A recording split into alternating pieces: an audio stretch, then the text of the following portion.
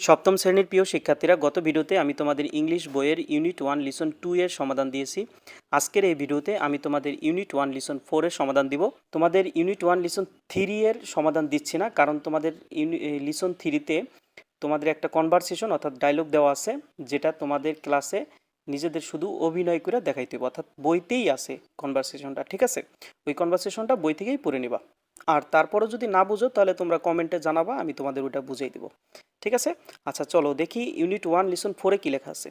দেখো এখানে লেখা আছে রিড দ্য কনভারসেশন এগিন, অর্থাৎ পুনরায় ওই কনভারসেশনটা পড়ো। এর মানে হচ্ছে তোমাদের লিসন 3 তে যে কনভারসেশনটা আছে ওটা পড়তে বলছে। And match the word or phrase with their meanings, অর্থাৎ শব্দ বা শব্দগুচ্ছের সাথে তাদের অর্থের মিল করো।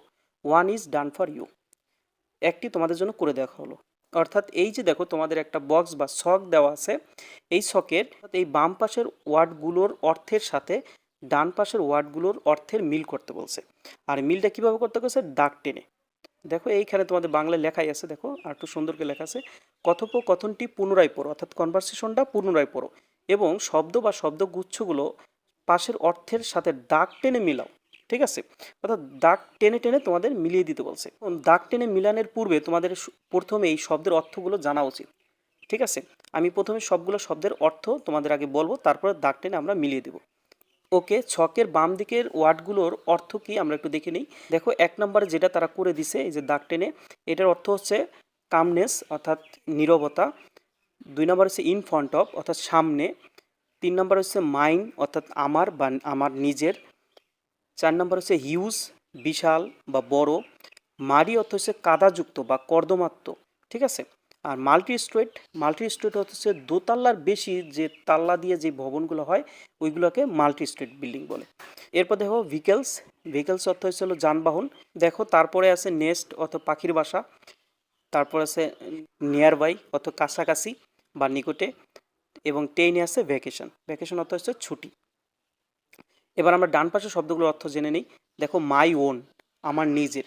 তুমি কিন্তু বাম পাশে একটা শব্দের অর্থের নিজের কিন্তু শুনছিলা, দেখো এটার সাথে মিলছে, এটার সাথে আমরা সেই শব্দটার সাথে মিলাবো। তারপর আছে সয়েলড অর্থাৎ হচ্ছে কর্দমাযুক্ত বা কাদা মাটি। এরপরে দেখো আছে কি a motor car bus or truck that used for transporting people or goods from one place to another, অর্থাৎ যা ব্যবহার করা হয় মানুষ বা পণ্য এক স্থান থেকে অন্য স্থানে পরিবহন করার জন্য। ঠিক আছে, তারপর আছে দেখো বার্ড হাউস মানে পাখির বাসা। তারপর আছে ক্লোজ কাছাকাছি বা নিকটে। তারপর আছে পিসফুলনেস অর্থাৎ নীরবতা।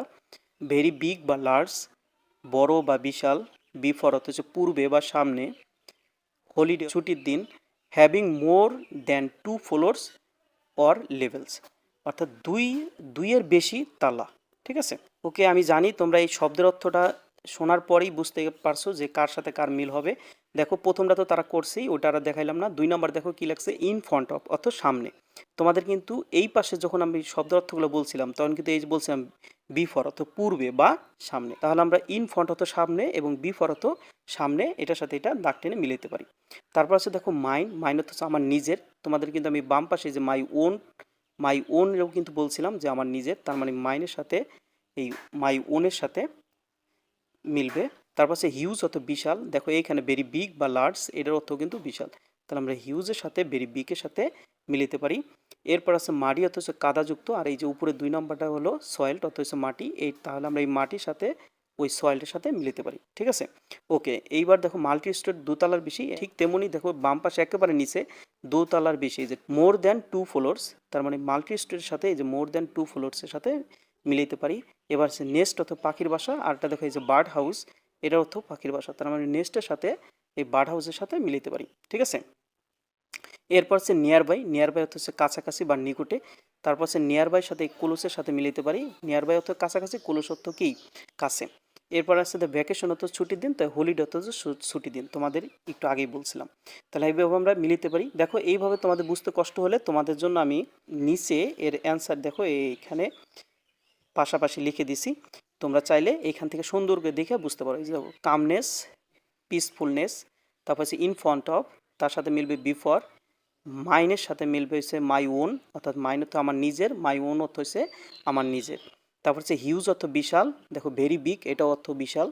তারপর হচ্ছে মাডি অর্থ হচ্ছে কাদাযুক্ত, সয়েলড অর্থ হচ্ছে কাদাযুক্ত বা কর্দমাক্ত। তারপর হচ্ছে মাল্টি স্ট্রেট অর্থাৎ হচ্ছে দোতলার বেশি ভবন।